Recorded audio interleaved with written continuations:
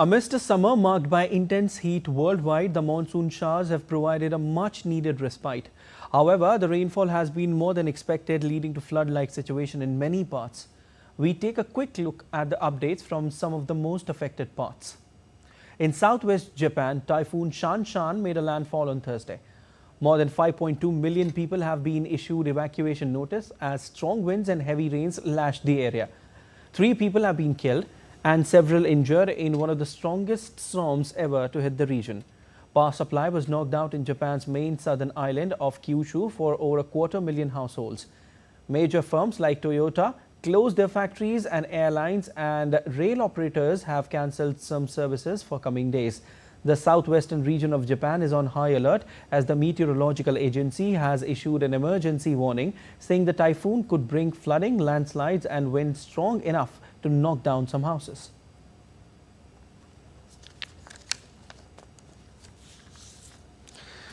And DD India's Chris Gilbert is joining us from Tokyo to give us more details on this. Hi, Chris. With authorities warning that the storm could be one of the strongest ever to hit the region and evacuation orders being issued by the local governments, what is the update you're getting for us from there?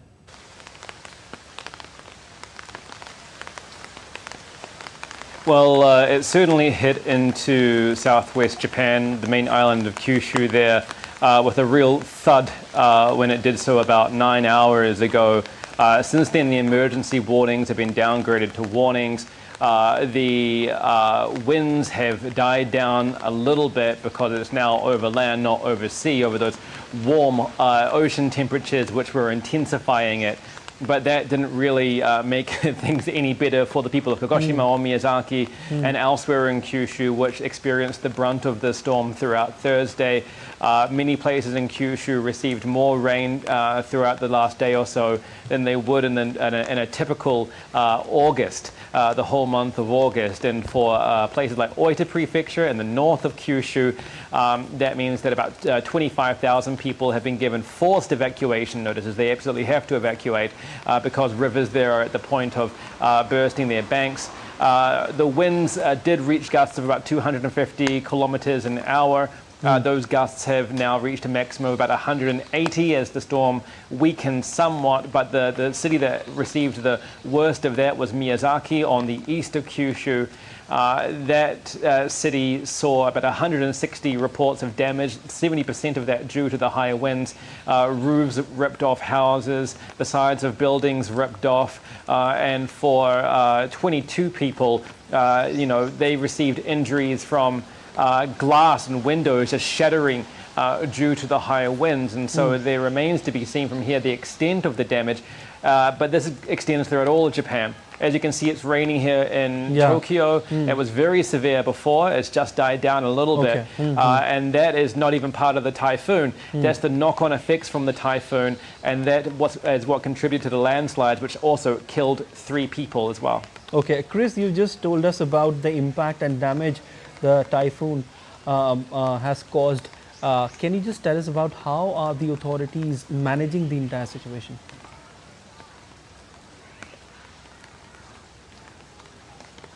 Well, once the typhoon hits, it's really too late. It's all about preparation. And the preparation begins before the typhoon exists in terms of infrastructure for storm drainage, in terms of stop banks, rivers. Of course, this is the same everywhere in the world.